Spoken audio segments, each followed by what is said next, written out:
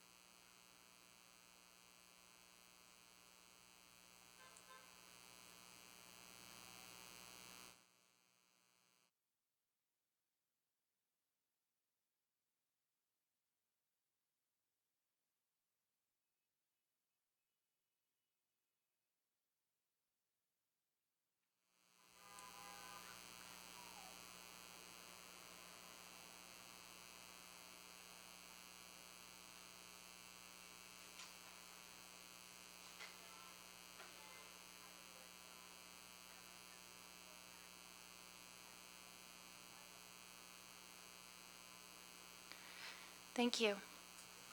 Thank you. We'll turn to disclosure of monetary interests. Hearing none, we'll move on to delegations. And tonight, please welcome me in joining Mr. Bud Fawcett of Harmony Seniors, number 162, who has come to speak to us tonight about the seniors activity building activities. Welcome, Bud. And maybe I'll just remind you to turn your mic on. There you go. I've been told. Well, folks, it's a pleasure, Mr. Mayor, Council, past and present, for me to be here tonight. I should be a bit ashamed of myself because I've been the president of the Seniors Activity Building for 18 years now in Golden Age Bowlers.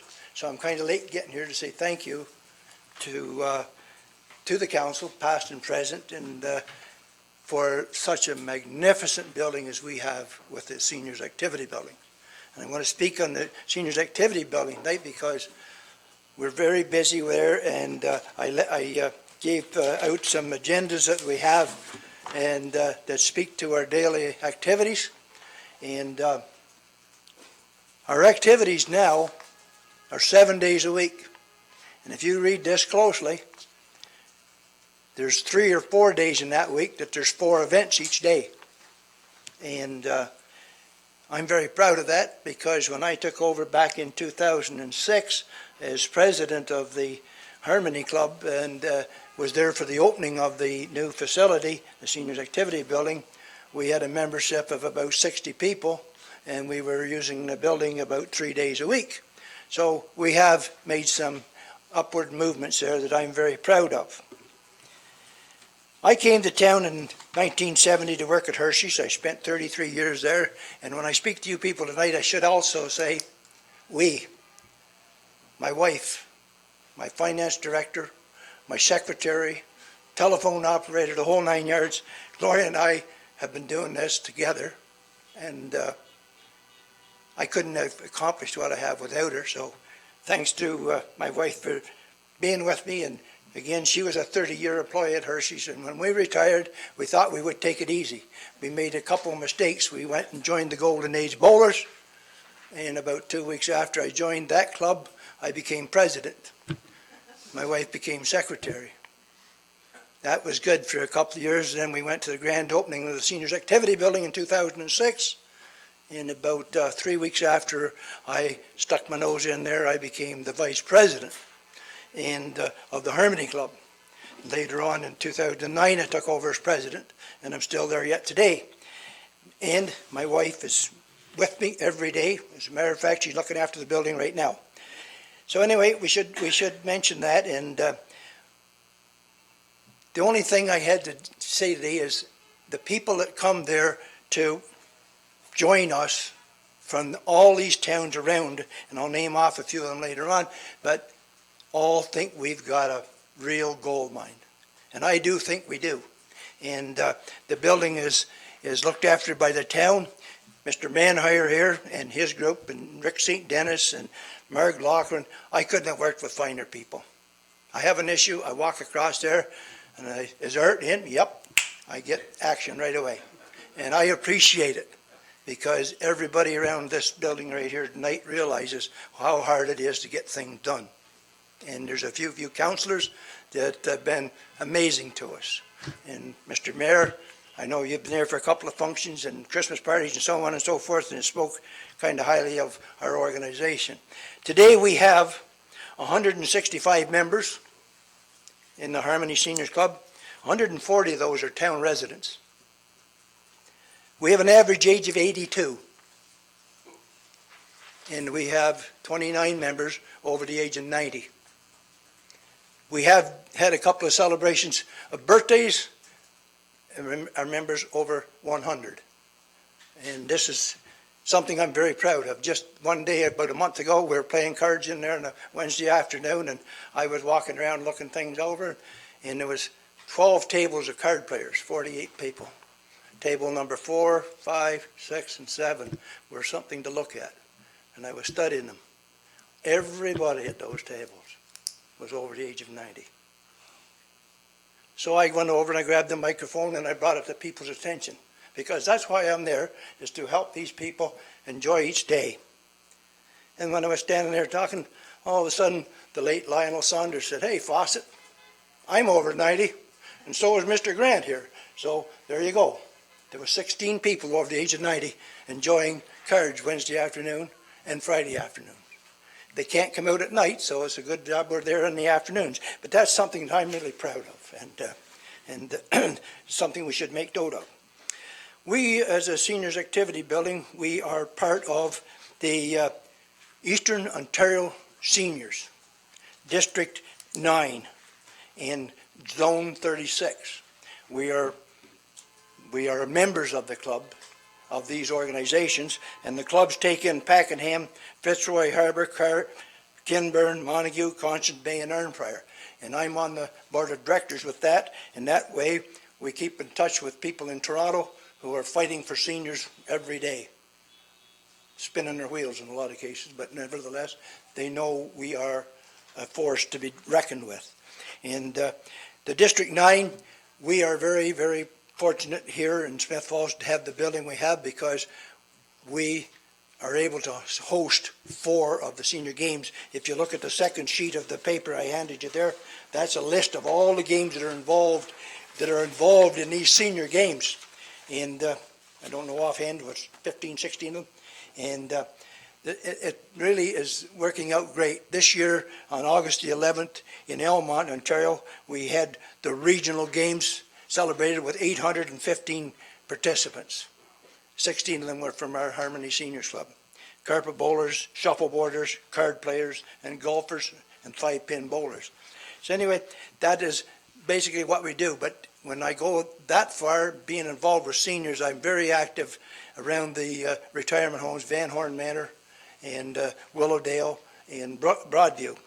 I'm in and out of there every day, and we have family members in there, so we got a real good reason to be there. But I also like to be there because I do a lot of visiting with these people, and they really appreciate it, and I can tell that.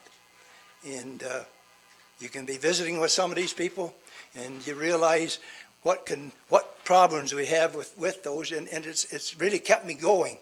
And last Christmas, I was approached by Dawn Quinn to get involved with a program that she had, and we jumped on board, and I right off the bat went into the finances at the Seniors Harmony Club, and I took out a couple $100. I gave it to Dawn as a help, and I mentioned it to the club that the next day there was about 60 people there. I said, I did something wrong yesterday.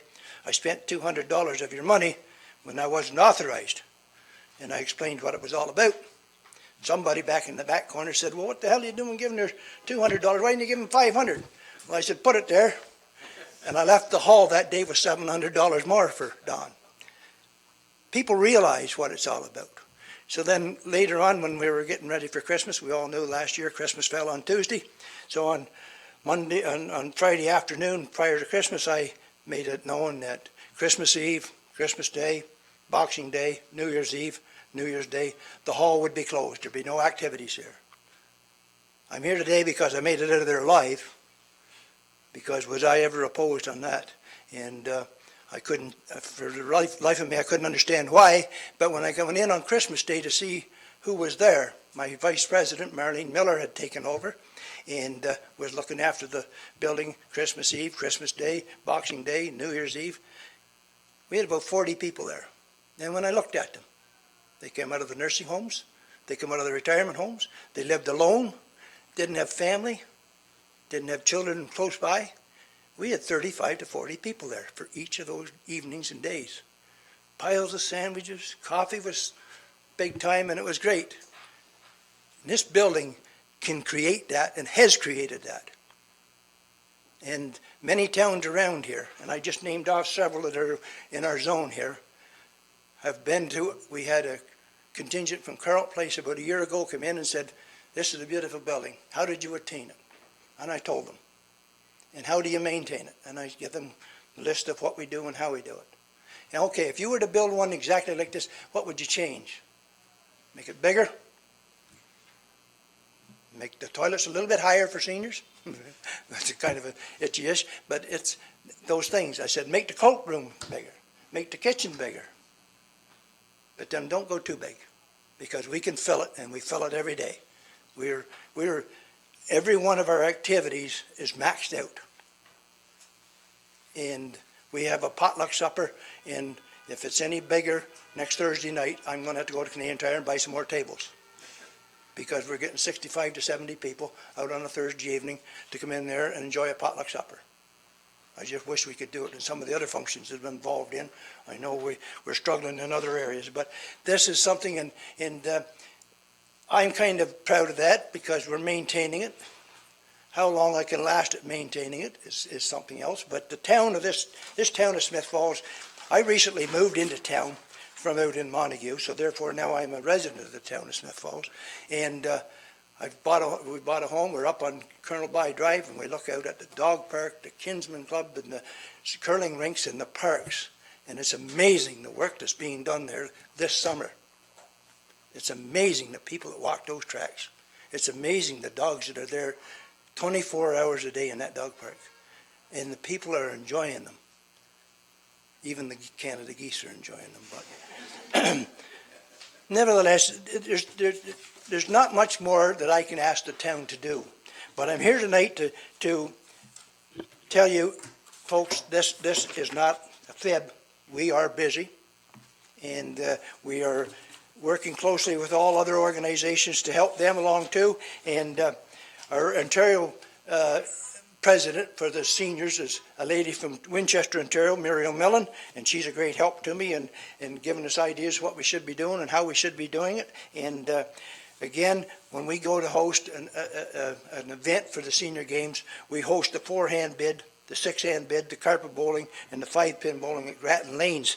And When we do that, you start out about 8 o'clock in the morning, and you have to have a little bit of coffee and some donuts and whatnot on there. Then you have to have a lunch at noon, and then you have the game set up and run. We are really having a great time because I've associated myself with the Chartwell organization here in town, Van Horn Manor, and Willowdale, and Broadview. These people do come in and help us with the coffee in the morning, and they give us a beautiful lunch at noon, and at no cost.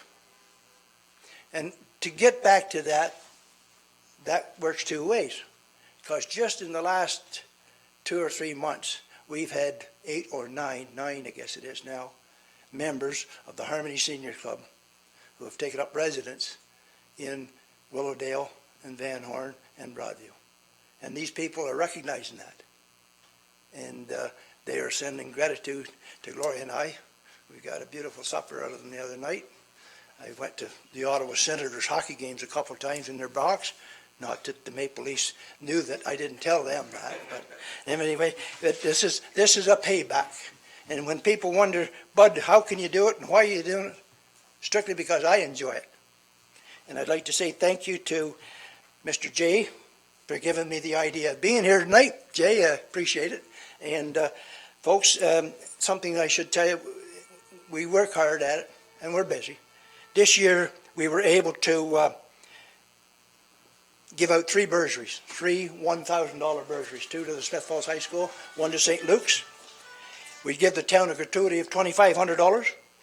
The hospital auxiliary received $1,500 from us. Big Brothers, Big Sisters, $1,000.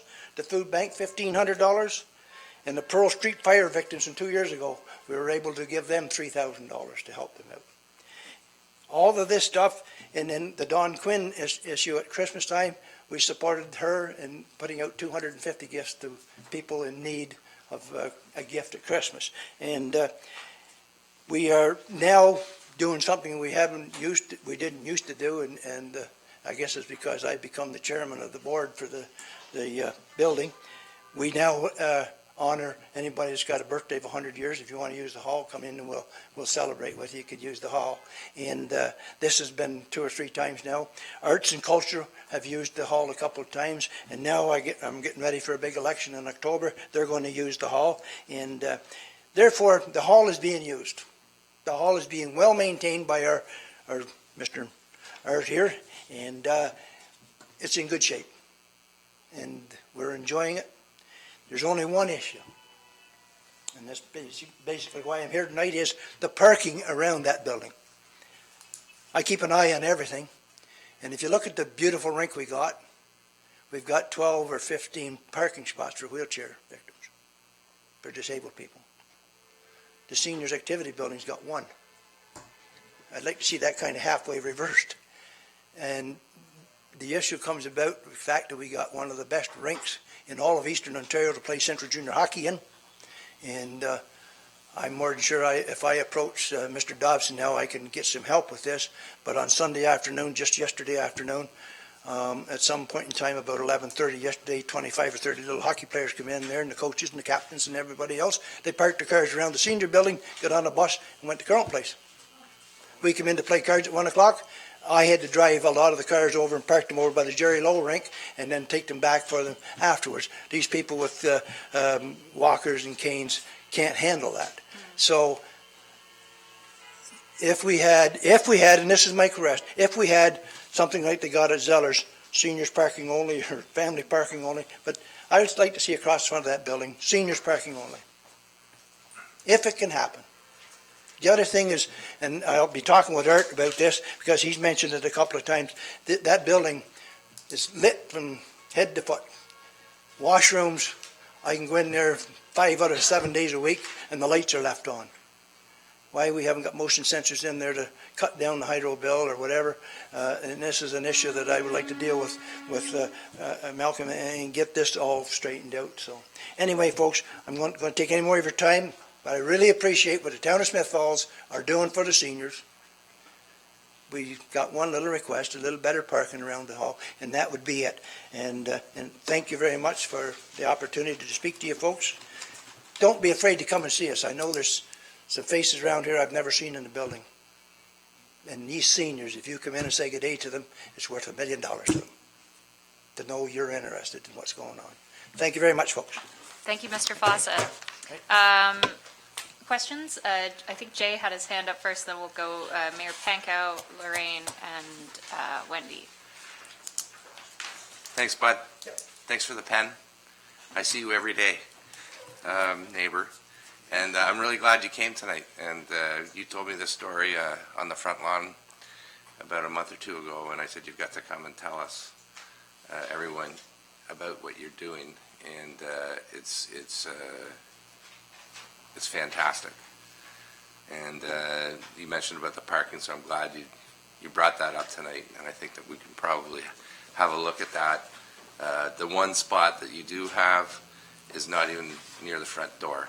I drove by there. It's not right in front of the front door, so it should be, and there should be more, in my opinion. But thanks for all you do, and you know, there is a lot of seniors, and that membership is amazing. And the use of the hall, it's such a great place for us to have to celebrate, and to, when people talk about moving to Smith Falls, that's one of the things.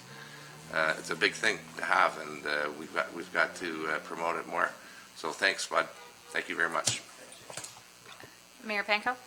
A great job, Bud, and I guess it's an example of where the town invested in infrastructure and maintains that infrastructure, but really it's yourself, the volunteers, and the seniors who provide this programming. And when we think of the challenges that seniors face from social isolation, to you mentioned the Christmas meals, being alone at Christmas, to the programming which enables them to get out and have some exercise, to help develop their cognitive skills and keep active, keep the brain active, keep the body active, and we know that extends quality of life for a number of years. So really the effort you're making helps ensure people are living longer, living a better quality of life in their golden years. So thanks for everything you do and all the volunteers do. And like Councilor Brennan says, I agree there's more we can do there to support the parking needs. And whether that is designated handicap accessible spaces or simply seniors designated parking, I don't know what the best solution is, but we'll leave that to Mr. Manhire to come back to council with some suggestions. And I think it's something we can probably do fairly quickly. Lorraine?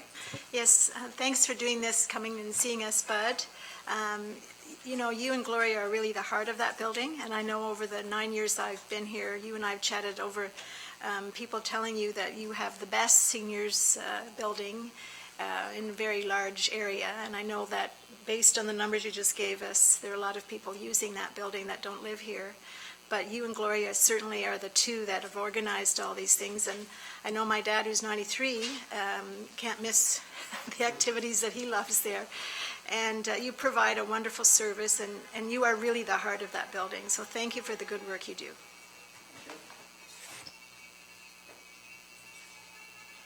Sorry, Wendy? But you mentioned it several times, but you and Gloria have every reason to be proud of all the work that you've done there. I think the town is proud of the work that you've done there.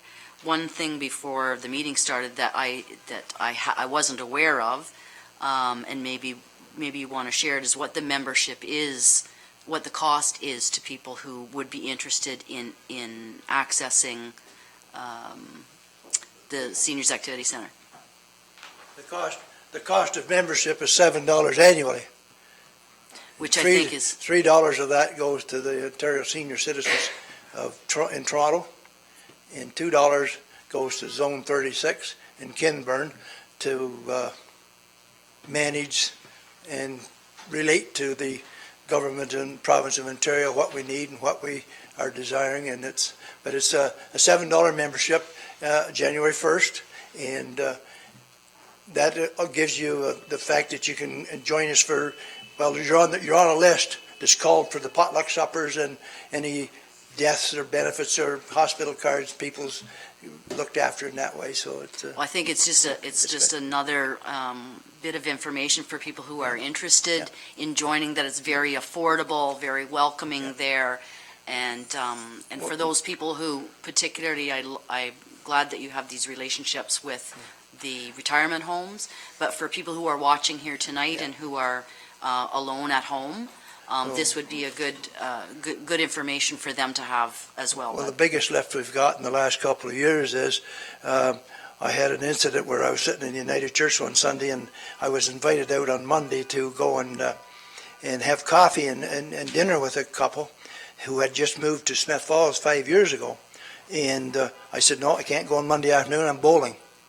She said, what? I said, I'm bowling. He says, where do you bowl? I said, Grattan Lanes. Where's Grattan Lanes? They'd lived here for 5 years and didn't realize that.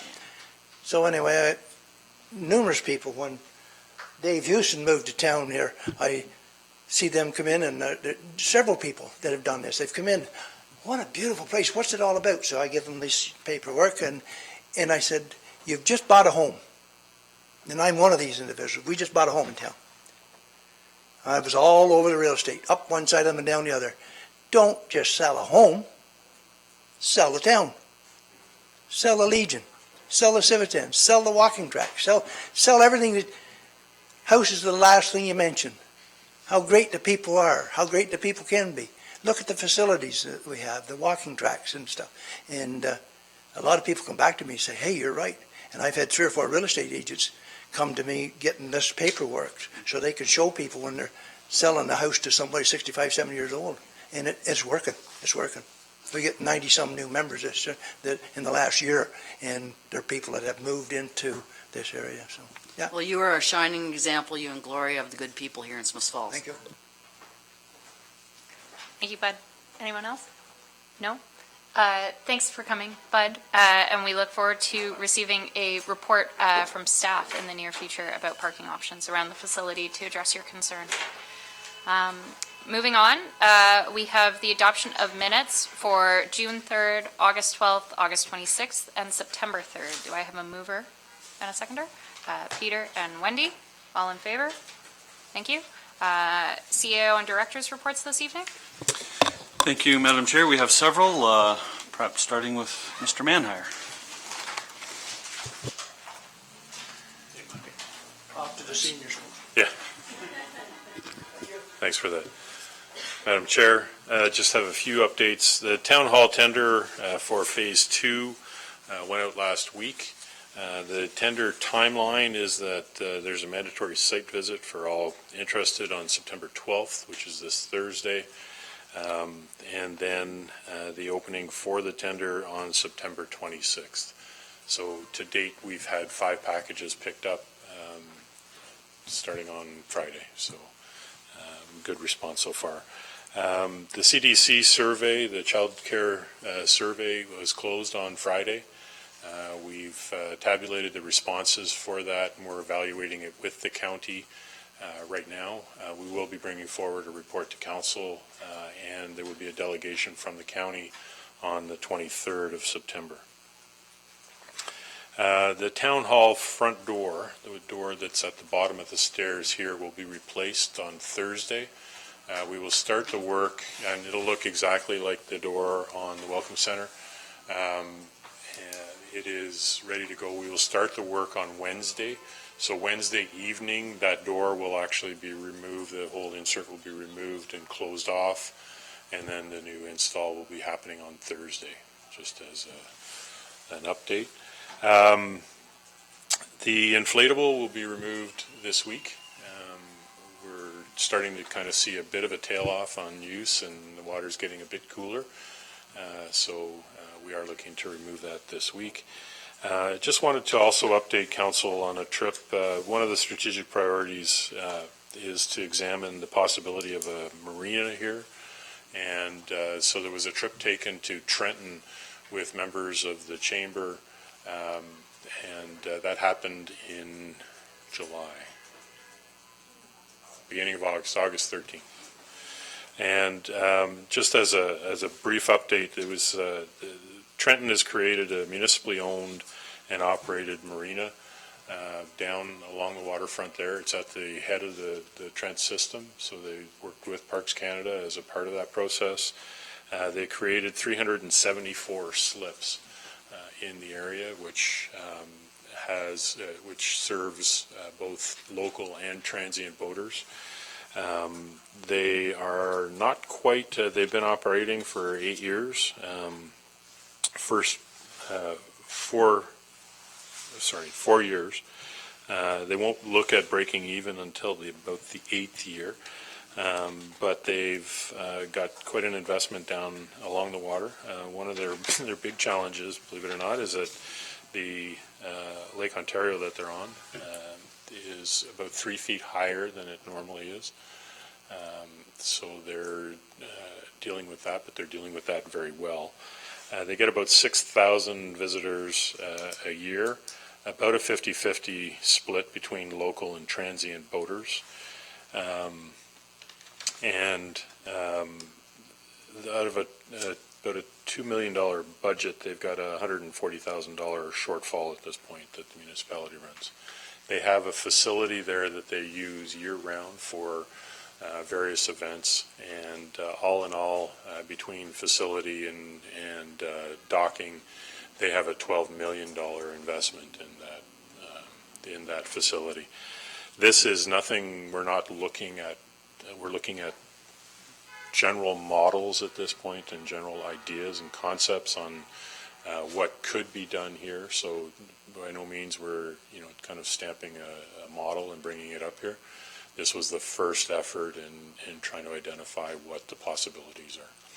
So they've done some really neat things, and one that will incorporate next year in parks. It's very easy. Is they've got for all of their visitors, they have an herb garden right outside of their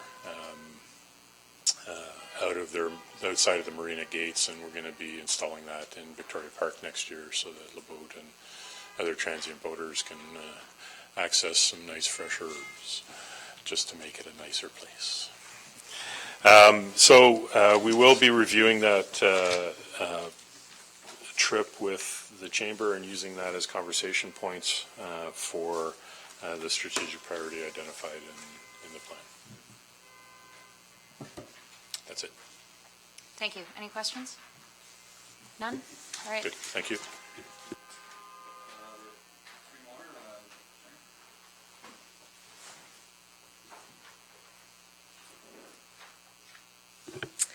So I have several updates for you this evening. First of all, in April of this year, the Local Immigration Partnership Project here at the town submitted a proposal to Immigration, Refugee and Citizenship Canada that would possibly extend our program for another 5 years. And unfortunately, we received the news this month that the proposal was not accepted, and our LIP program will be coming to an end on March 31st of 2020. So the LIP program's been a key program for the last 8 years in our organization, and since starting has partnered with many community groups and organizations that have delivered services that help newcomers and immigrants feel more comfortable in Smiths Falls. So they've done research to conduct and address the needs of those that have moved to Smiths Falls, and as a result, they've delivered information packages, implemented cultural and diversification workshops, events and information sessions, provided specific services in collaboration with community organizations, such as finding residency for newcomers, employment opportunities, and English conversation clubs, just to name a few of their 8 years of projects. So after this program comes to an end in March, the LIP community partners will continue their efforts to make Smiths Falls and area more inclusive and welcoming to those that come to our community. And I'd like to thank those partners for working with us over the last 8 years. On a happier note, a few things about our tourism successes this summer. We gave out 1,500 Shindig tickets to local residents a couple of weeks ago, and I understand Shindig was a wonderful event again this summer. The Outer Bridge Magical Illusionist Show, I know many of you attended. They had 10 shows. All of them were sold out, and they were in giving us some hints about next season, so stay tuned for that. All told, they had about 1,300 attendees, and Ted was saying today that about half of those were from out of town or more, so a great draw to our community. The new historical walking tours launched this summer, and they ran every Saturday, and we did that with the Municipal Heritage Committee and our local museums. We had 11 tours and more than 90 participants, and we were quite pleased with that for the first year. LeBoat, I'm sure, will give us a full rundown at the end of their season, but just to let you know, they're currently at 86% sold for the 2019 season, so they've had a great summer. And we'll give a full report on tourism activities at the end of the tourism season, which will be late October. And a few upcoming events. I know some were highlighted last week, but just to reiterate, Doors Open is this coming Saturday from 10 to 3. And if you go to doorsopenontario.on.ca, you can see the full list of the Smiths Falls sites. The Bustle on Russell is Friday, October the 4th, with the Chamber and the DBA leading that festival. It will include shopping, food, drinks, and entertainment fun for the whole family. And finally, the 10th Annual Girls' Night Out, September 19th, 29 participating downtown businesses. So that's an event not to be missed as well. Thank you. Jennifer, sorry, what was the date on the Bustle on Russell? October the 4th, 4:30 to 10:30. Thank you. Any questions? I'm in the dunk tank. There's a dunk tank? Good Lord, that's going to be cold. All right, I will mark my calendar. No other questions? No? All right, thanks, Thank you. Jennifer. Who's next?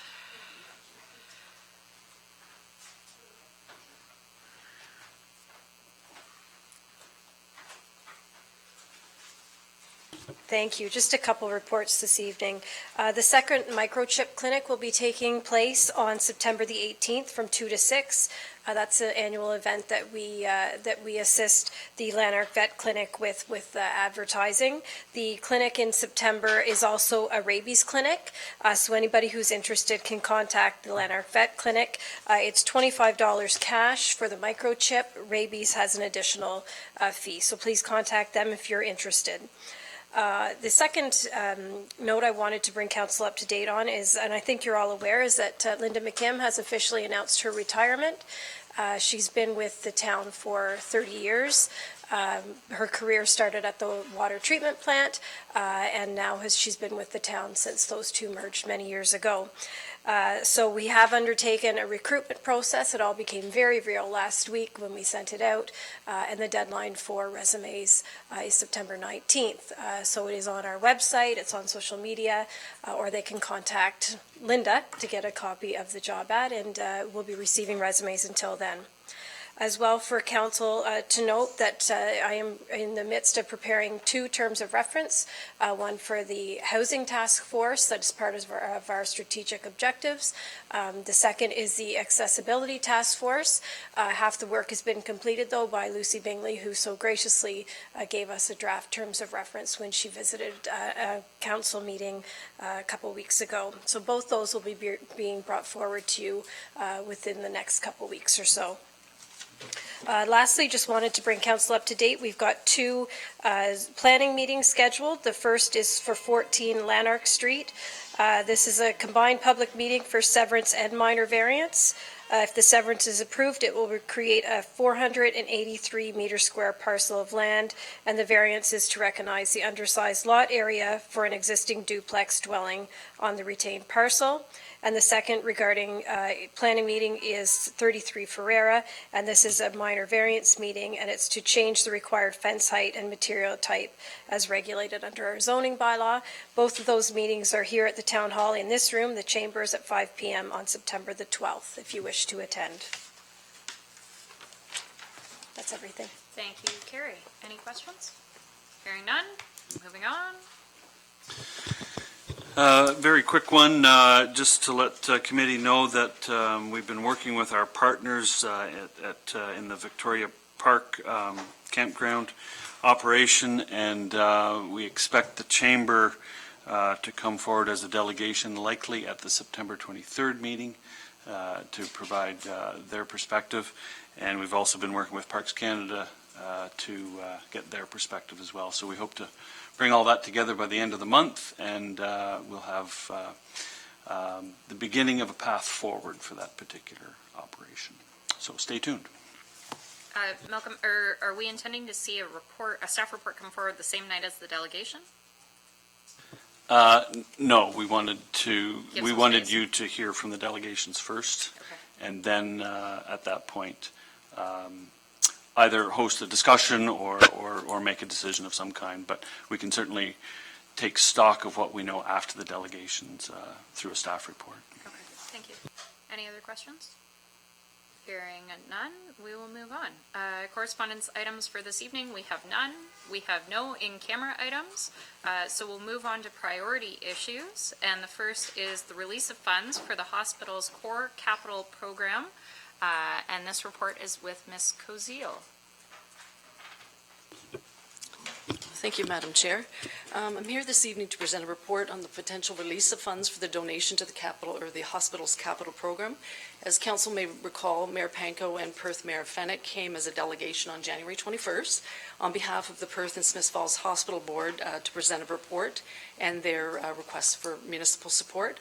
The 2019 approved budget does indeed include a maximum allocation of $174,341, which was the municipal ask from the board. To provide some background, out of the 13 municipalities denoted in the municipal ask portion of the presentation that was attached to my report, 4 approved funding inclusive of Smiths Falls. And a breakdown of that, County of Lanark, $150,000, the Town of Perth, $97,711, Tay Valley, $67,944, for a total of approximately $316,000. Just to denote, the Town of Perth and Tay Valley is different from what the municipal ask, if you were to look at the presentation, but it's because their portion was reduced for the share of the county's contribution.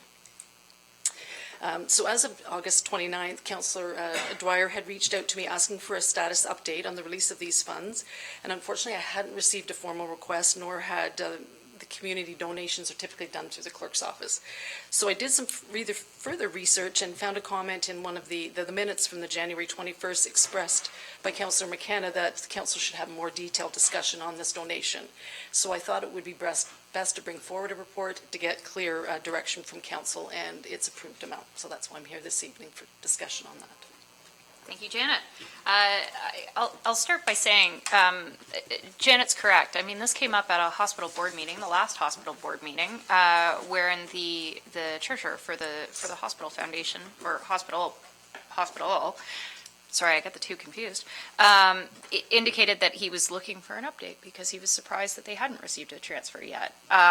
So further to that, it as Janet indicated, it became quite noticeable, but that this had needed further discussion by council. So the funds are certainly something that the hospital is keen to receive, that they were under the impression would be coming, and so I, for one, am fully supportive of this. But maybe we'll just start with roundtable discussions. Jay, I'm going to skip you because Wendy had her hand up first, but we'll come back to you. Mike. Just a couple of questions. So the ask from the hospital originally was 1.6 million. And if I follow this, so far they have received only 315 of that 1.6. At our 175, they're still not even halfway to the 1.6. So of the other municipalities that were asked, the 13 municipalities that were asked, are there more people who have not? I reached out to the hospital, I reached out to Brian Allen, the Vice President of Financial and Support Services, and he specifically indicated the ones that haven't received the. So we don't know if the other municipalities are going to participate or not. Again, he clarified that Beetle Lakes would be putting it on their 2020 budget discussions, but it has not been approved as attending. So in terms of what happens in 2019, that's all the information we have. So perhaps Mayor Pankow can answer the question a little bit more specifically, because you were very involved in making the financial ask and then I think tracking the success. Yeah, so the Rita Lakes has, my understanding, is committed to funding starting in 2020, increase in 2021, maximizing in 2022. I think it's just around 100,000 at that point in time. Varying responses from various municipalities. And I think, subjectively it would be, I think some of them are simply waiting to see, are the key players like Perth and Smiths Falls on board. Then I think the intention for the hospital board is to go back to all these municipalities this fall during the budget season. One, to thank those who have stepped up, made a contribution and made the difference, and to go back to the others and to, again, new councils in many places to go through again, go through the presentation, help them understand how vital this funding is towards the capital needs of our hospital going forward, and to reiterate the request.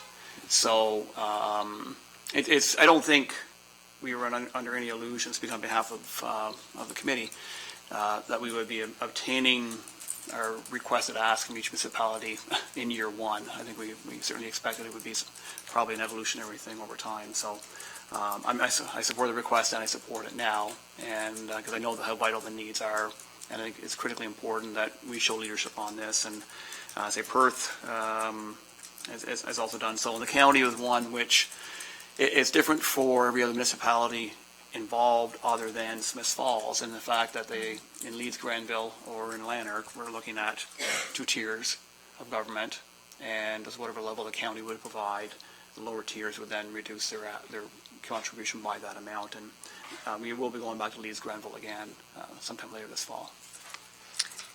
Wendy, you have a follow-up question? Comment, actually, possibly a question in there too. So I know the 174 plus is in our budget, and I'm supportive of supporting our hospital, but I also want to make sure that it's equitable across the county. So if the county of Lanark has put in 150,000 and we are putting in 174 plus, does that mean that everyone is going to be paying their share? In the end, I guess we'll see where we get to. The county committed 350,000, and the I guess ancillary benefits went to Carlton Place and Almont. When you look at the contribution being spread among the hospitals within the county, so I guess as a result of this initiative, it did spread some of the contributions further abroad.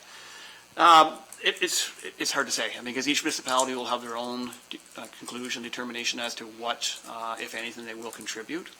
And it's our responsibility as members of the hospital board to certainly try to remind them and encourage them to, in this environment, the formula has been used to determine the contributions is based primarily on usage, say half, as it says in the report, based on usage, and half based on population, half based on weighted assessment. So it's a very equitable way of sharing the cost, and the numbers are there. The hospital knows where its patients come from, and in my mind, it's fair that everyone contributes a fair share, but I also think it's important that we show the leadership. If we don't, we know we won't get it elsewhere. Jay? Thank you. Yeah, I'm kind of surprised because I thought that transfer had been made. Yeah. The budget was passed with that included in it, so yeah, I do support it. I would note that this is coming out of this year's budget. It should be discussed and debated and talked about for next year's budget. I saw comments from AMO that the Minister of Health had said something's good coming for medium-sized hospitals. I wonder what that is. So, it's better to do this year over year. It's done within our own means. We're not levying any extra property taxes for it. And I also heard that Kingston has come to the county looking for money for their hospitals there too. So that's interesting because they may come knocking on our door, and we'd have to consider that as well. So I'm glad to hear that Leeds Granville is going to be approached again. I understand that they actually have a levy of 1% of their budget that goes towards their local hospitals. So, and many citizens from Leeds Granville use our facilities. We're glad to have them. But anyway, it's a very difficult puzzle. And the one thing is for sure is that the hospital is is the most important thing that we have in Smiths Falls, and we've demonstrated before with the redevelopment of the hospital to the tune of $800,000 that we as a town realize that. So I hope we can get that money to them, and then we'll talk about next budget. Thank you. Peter? Thank you, Janet, for the update. I remain supportive of the donation to the hospital not the donation, but the contribution from the municipality to the hospital of the amount. One of the reasons I asked for a discussion in January, and thanks for bringing it back, And we have a very professional hospital board that I respect, and the senior leadership is first rate. So they have done their homework, and they do a very good job running the organization. One of the questions that I wanted to discuss with my colleagues here and with staff was just handing over $175,000 with no strings attached. Knowing that, not strings isn't the right word, but with some understanding of what that money would be used for, this big capital, and they had highlights of some. So one of the thoughts I had is, it was more of a conversation I wanted to have with the hospital, we could have, if my colleagues agree, around what is their asset management plan? How did they actually look out over 10 years? It's just it's not that I just wanted to understand better how they allocate that funds and over time, and how it's, because there are times when a new specialist would come in to a hospital and want to change the equipment because that person doesn't use what the other specialist use or the other surgeon. And sometimes those accommodations need to be made, I understand it. So it's just to get a sense of understanding how they manage their assets. Municipality, I've learned so much since my time here on how well they look ahead, and I just wondered if they had the same systems in place. So it was more for information. This is a long-term relationship we're going to have, and a better understanding of how that capital funding is managed and paid for, not to second guess them. So that was why I wanted the discussion. And Councillor Brennan's right, Wednesday night at County Social Services, the University Hospitals Kingston Foundation came forward with a request using almost an identical formula, and requested $44,500 annually over 5 years from the county. I asked specifically were there numbers including Smiths Falls, and they said no, that they have numbers specifically for Smiths Falls.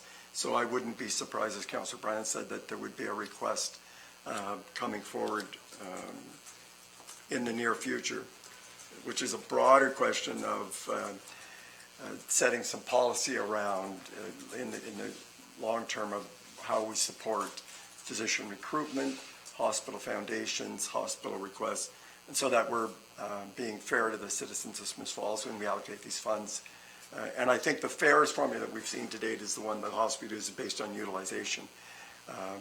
But the hospital, the University Hospital Kingston said they had 9,000 visits from residents of Lanark County, not including Smiths Falls, but that's not individuals. So a person going for dialysis, going 3 or 4 times a week. So those numbers, I'm not saying it's flawed, but you just have to ask those questions, understand those formulas a little better. And as we go forward over year, we can get better at understanding what this ask is about and how the money is utilized. Thanks, Peter. Sean, did you want to respond to that? Yeah, we will be coming back as a hospital board's liaison committee to present this later this fall. So I'll bring your comments back and make sure that we have greater breakdown in detail. There's been some reference here to the equipment that's requested. I think your presentation did that as well, but be more specific towards the long-term asset management plan when it comes to capital equipment. Thank you. Lorraine? Yes, I guess that my thoughts when I saw this were similar to Councillor Brennan's. I thought this has already been decided on because we had a good debate when this came at last term of office, last year I should say. I also think that the PowerPoint that you added to this indicates where the money is going to be spent, and as much as I'm very glad it's not a levy, I'm glad that's coming out of our budgeted money. And I also think that there's no better way for us to use our money than to take care of the health of our community. And I think our hospital is stellar. I think it's got great staff and a great reputation, and I want to maintain it. And when you look at the list of those asks, those are very critical pieces of equipment that they need. And rather than having to go to Kingston or Ottawa, we can go to our own hospital and have those things. So I'm very much in support of this. Thanks, Lorraine. I'm interested to hear that Leeds Grenville has a 1% levy for the hospital. Hospitals, thank you, plural. Maybe Sean, as some of your homework with Mayor Fennick, you could reach out to Leeds Grenville and just discuss kind of the merits and history behind how they developed the levy and why they chose to go that route, because I think it would be good context. But I want to echo Peter's thoughts as well. I like the idea of having them come explain kind of their asset management planning as part of the allocation of the funds, and maybe that's something that could happen in the fall. I don't believe all of council has met Dr. Barry Guppy, who's the new CEO of the hospital.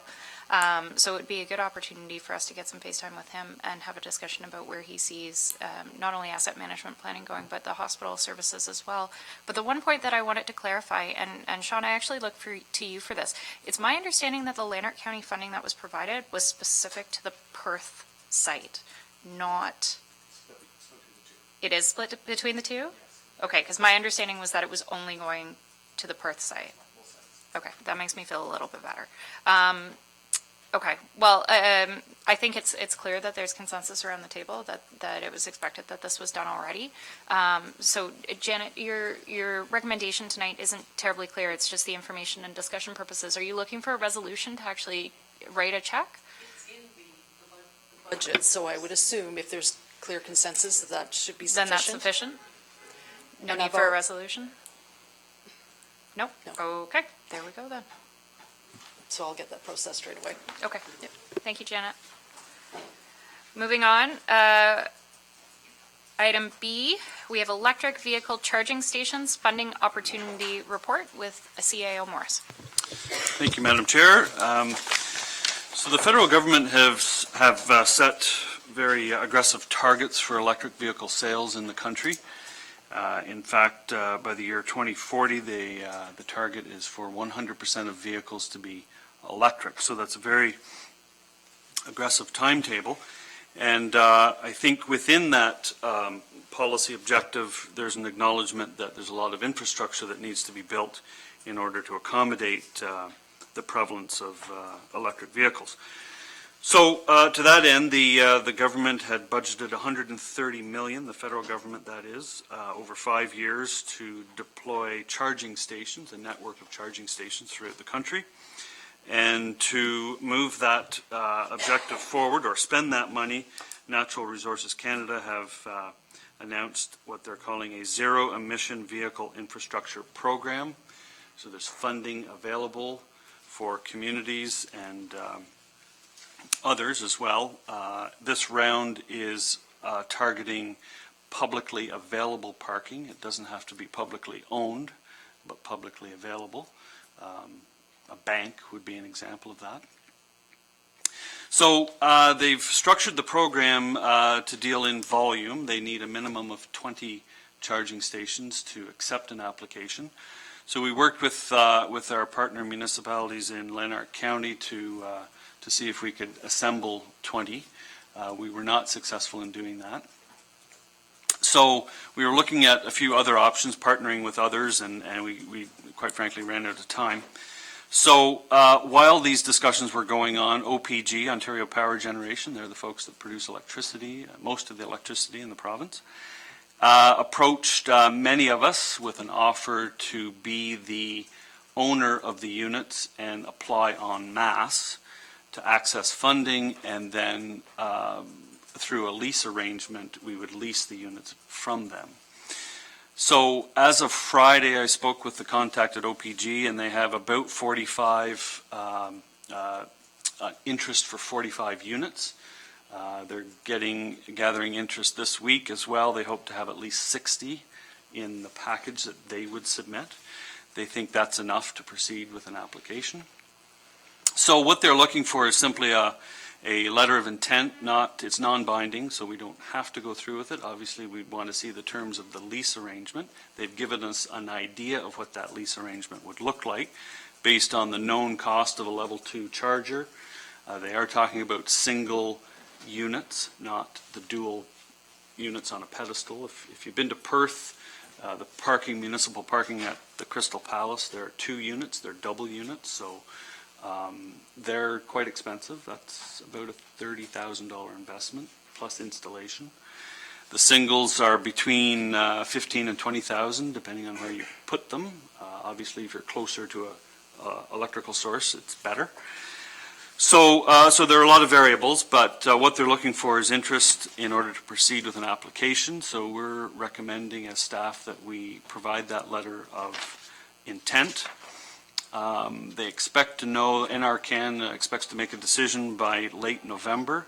So at that point, if council's supportive, we would then negotiate the locations of the charging stations, and then they could give us a firm lease cost. They're predicting the lease would be between $1,100 and $2,000 a year.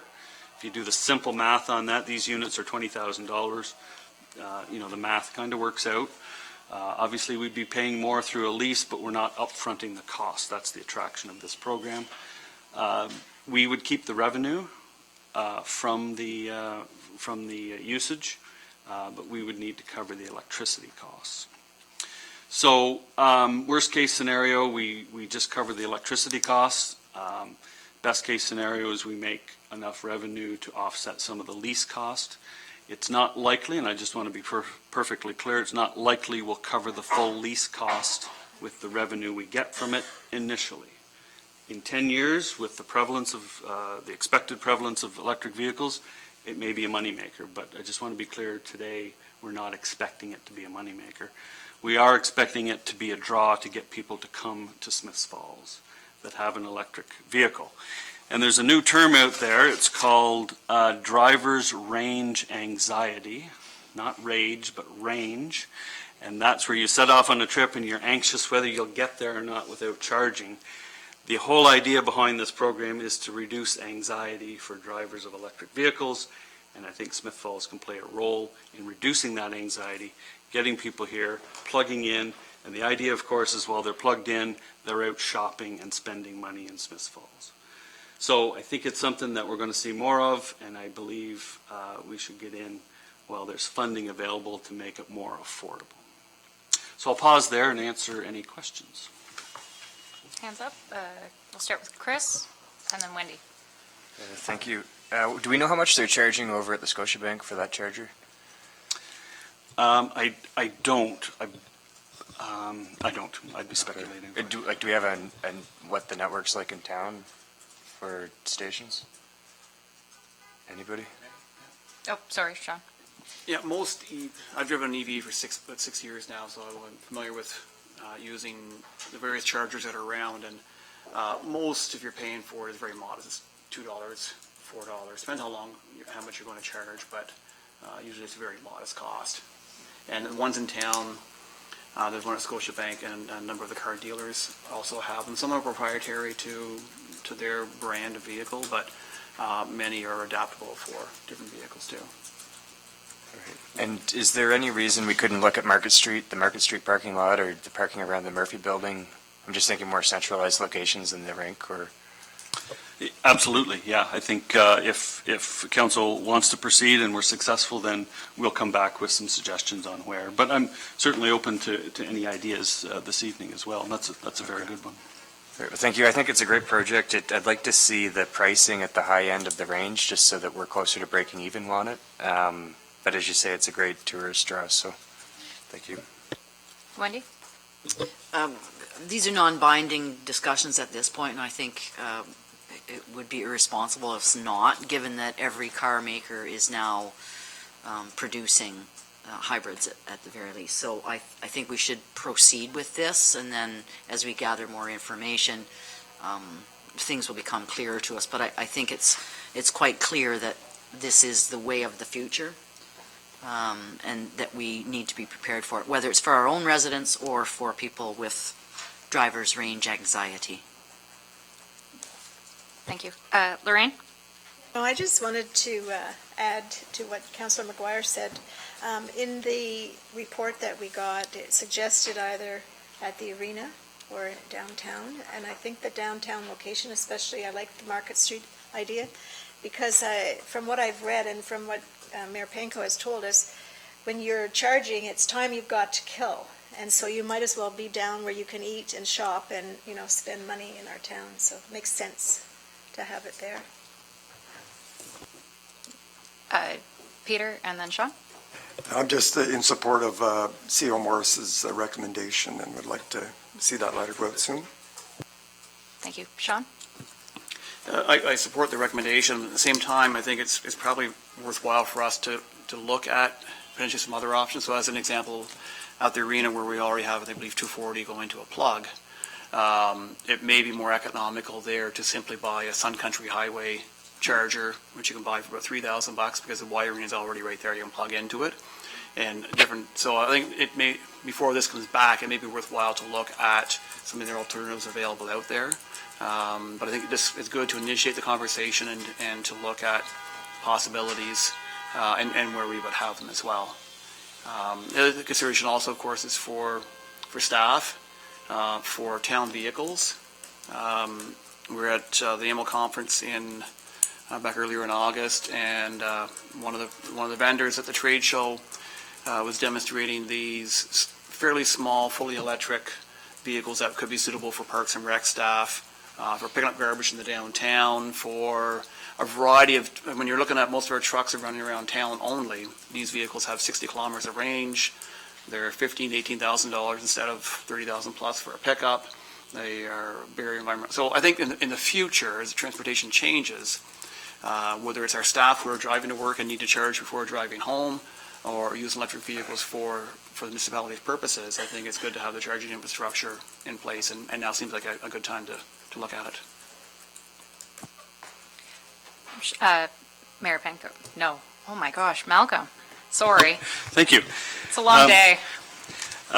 So just two things that may be self-evident but are worth stating. So everywhere you put a charging station, you dedicate a parking stall that's not to be used by a fossil fuel vehicle. So we need to consider the impacts on parking supply, especially downtown.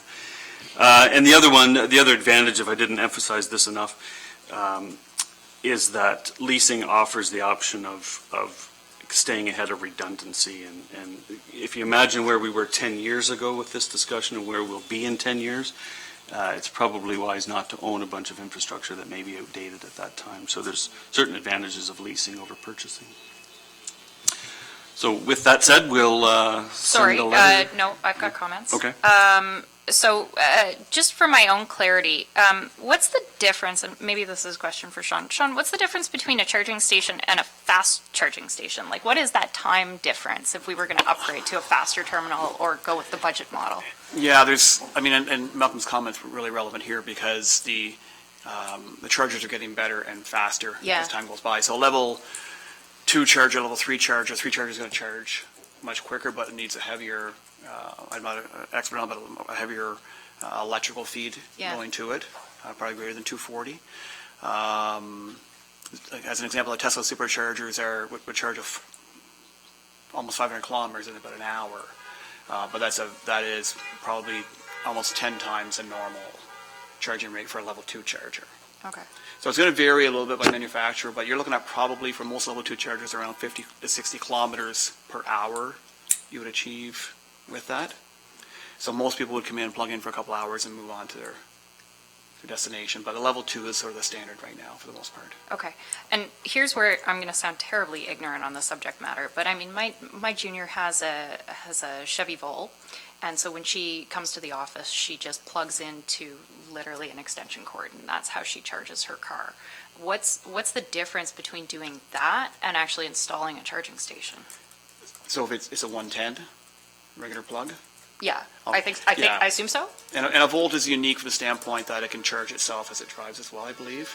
So it's not as dependent on electricity as a regular either plug-in hybrid or, well, a plug-in hybrid doesn't have to have, it can still operate on gas as well, but a full electric as well is going to be, as Malcolm mentioned, the range anxiety.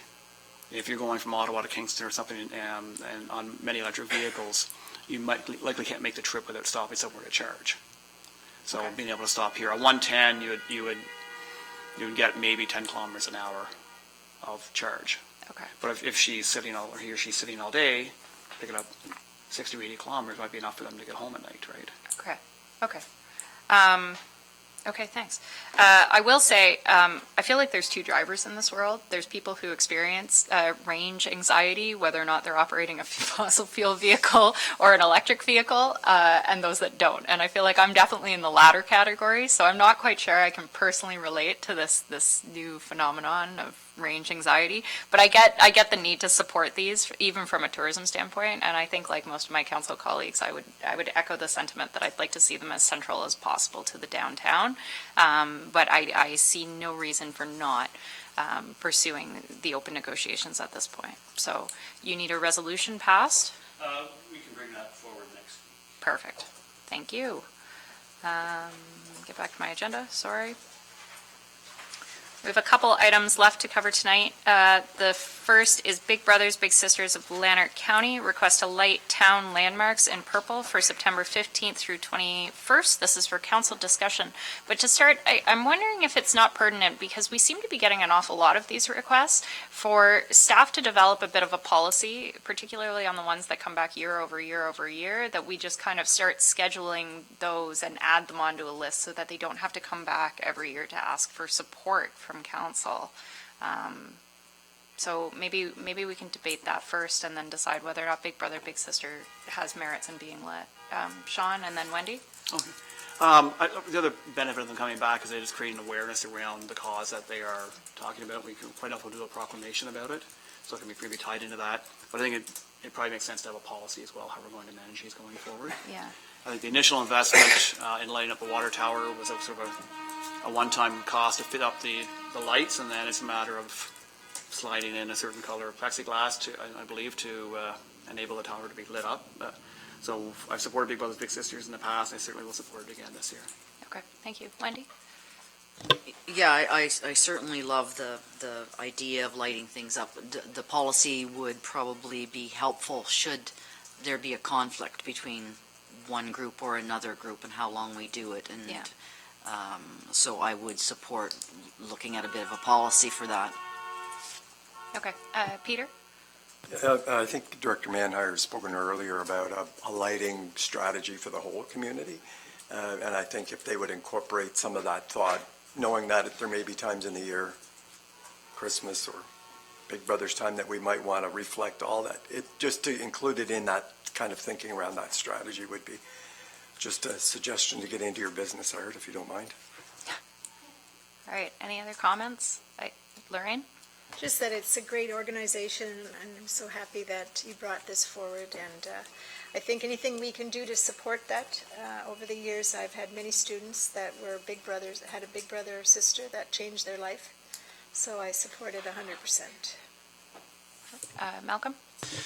Just a reminder for council that there is a cost, and the mayor mentioned the lens. We tried that initially, but it wasn't as transparent or even translucent as we had hoped. It really dimmed the light. So the last time we actually changed the bulbs and we had to do some modifications. So perfectly doable, but there is a staff cost to do that. Director Dunlop suggests it's about $600 every time we change it. So something to be aware of.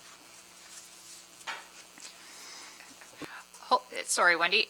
Why is there a $600 cost to changing a light bulb? Well, there's more to it than changing a light bulb, but that's staff cost. So it's an internal cost equivalent to $600. Which relates to what? Making the modifications to the lights to allow them to change color. Okay. Wendy? Okay, so I would then like some more, it's town landmarks. It doesn't necessarily have to be the water tower. It could be some other town landmark. But I certainly, if Troy Dunlop says it costs $600, it probably costs $600. It's probably a little more complicated than just changing a light bulb. But I do think it needs to be part of our overall lighting strategy policy. I mean, it's certainly, I'm supportive of Big Brothers Big Sisters and the Alzheimer's Society for doing this, but I think in the longer term we need to discuss some policy, discuss some process going forward in the future than probably what we have, because the lighting is going to become increasingly more and more important and more attractive for groups to ask for.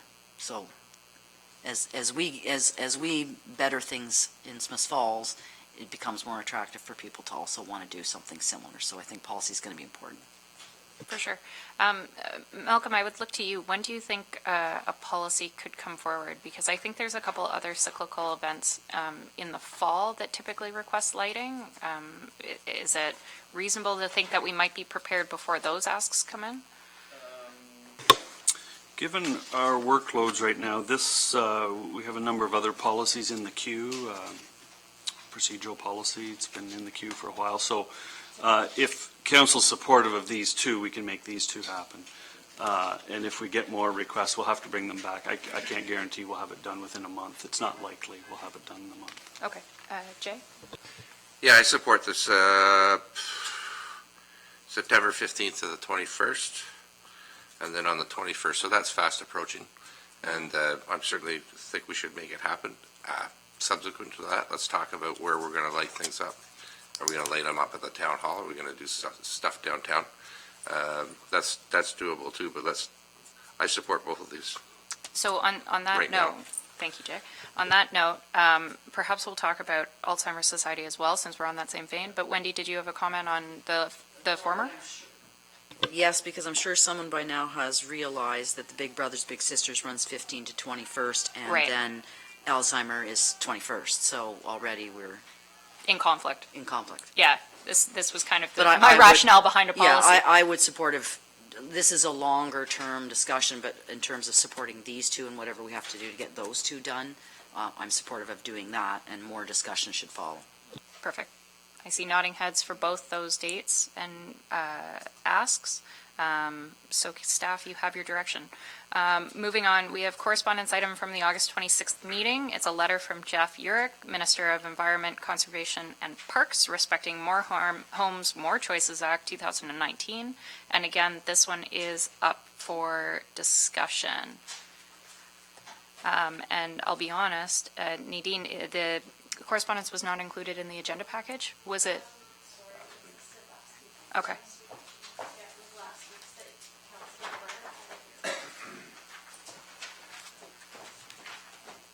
Thanks, Vanessa. Okay, so, not that one, I'll give that to you for sake of confusion. So this correspondence had to deal with the province's declaration for the core mandate for conservation authorities. As stated in Mr. Urick's letter, or Minister Urick's letter, he identified the following services related to that core mandate. They are the risk of natural hazards, conservation and management of CA-owned and controlled lands, drinking water source protection, protection of the Lake Simcoe watershed, which we are not included in, and other programs or services as prescribed by regulation. So the action item coming out of this, I suppose, is to provide comment back to Minister Urick. Yes, we'll start with Jay and then Wendy. Well, I really don't, I don't have an informed comment because I'm not particularly, I know that in the planning committee, the conservation authorities consulted on certain applications, but I'm not sure what, what we pay them, what their relationship with us is specifically. I suppose in a rural municipality with more rural residents, it would be a greater role to play, but I would like to put this back to staff and get some clarity about our relationship with the CA. Okay. Actually, Wendy, I'll go to Malcolm first to respond to Jay. Yes, please. So our relationship, other than their core services, is very limited. One example of a non-core service, according to the definition provided by the minister, is hydrogeological assessments. So the County of Lanark has an MOU with RVCA for that service. It doesn't affect the town of Smith Falls, so we really don't have any non-core relationship with the RVCA. What we don't know is the extent of the paring back. So one example would be we rely on them for technical advice and guidance on wetlands and other natural heritage features. So if they if they were by regulation limited from doing that, we would need to seek that service elsewhere. But that's the only relationship that we have outside of the core service. My interpretation of this letter is that it appears that it's directed towards the conservation authorities, not the municipalities. So I'm not sure. My advice is I don't think you need to take action on this because it's asking the conservation authorities to pare back and look at their core services and not increase their budget in 2020 until the ministry makes a decision. So with respect, I don't think our role is great at this point. If we were in a position with MOUs, then obviously we'd have something to say, but that's not our position right now. Thank you. Wendy, and then Lorraine, did you have your hand up? No. I'll go to Wendy first. Okay. Thanks. No, I think Malcolm covered what I was thinking about, that it doesn't go outside the core of services, so it doesn't impact us, and it really isn't addressed to us. Okay. Ditto.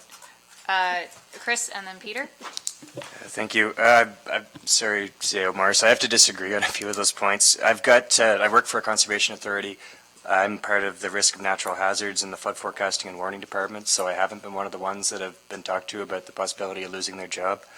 And for that reason, I don't have any financial skin in this game, and therefore I won't be declaring a conflict of interest in the discussion.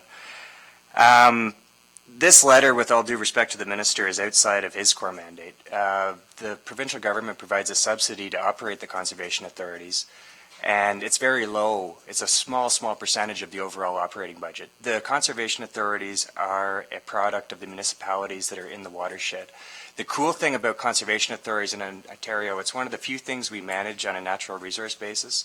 So a watershed's not aligned to political boundaries. In Smith Falls, we're completely in the Rideau watershed, so we all pay a levy to the Rideau Valley Conservation Authority. But in some of the rural ones that border, say, 50% of the municipalities in one, 50% in the other, half of the taxpayers in that municipality pay to the one and half pay to the other. As a result, each municipality has governance on the board of directors, which has decided what the mandate for the conservation authority is going to be. So a conservation authority in the GTA is going to provide very different scope of services than, say, the RVCA or the MVCA in this area, because the municipalities in those watersheds feel that these are important ways to manage the natural resources, and there's unique ways of addressing the challenges associated. All that being said, we're talking about $10 per $100,000 of assessed value in town residentially. So this is, coming from the province, it's definitely got more of a tone of a values perspective than an actual. We're not saving very much money here. For example, I'm not up to date with the numbers at Rideau Valley, but at Mississippi Valley, we used to get about $250,000 from them. This year we got $125,000. It's a very small part of our budget. I think as a result, because this letter comes in and really steps on our toes, because we have a board of directors at the RVCA. If we have an issue, we need to be talking to Sean as our representative, and he needs to be bringing those issues to the board. I don't think it's appropriate for the minister to be talking to our board and saying what we should and should not be valuing as a watershed. And therefore, I think as a council, we should write a letter to the Conservation Authority. And, you know, maybe we need more education, as Councillor Brennan said, but I'd like to go down that path where maybe we get a primer from the Conservation Authority. And if we do believe in the value of it, I think we need to be vocal and write a letter to the authority with Minister Urick copied on it, because at this time, we're not going to save a lot of money, but the consequences could be pretty stark. And as much as we can say in Smith Falls, okay, we're only part of the core mandate here, the whole thing about a watershed is it's a system. So whatever's coming downstream is going to affect the water quality at our beach. Events like the Rideau Ferry Regatta, that's owned on a Conservation Authority land. That's not necessarily, you know, depending on how you want to address the core mandate, it may not be considered that because it's a beach and recreation area. It's not preserving a natural heritage feature that's unique. I think the stakes are high for this, and it's just another example of the province downloading on the municipality without really being straight up about it. So I would like to see us as a council support the Conservation Authority and come forward with a letter that endorses the mandate and the mission of the RVCA. Peter, and then I'm going to give comments, and then I'll come back to Wendy. I think Councillor McGuire said it very well. There's much more at stake here than a simple letter.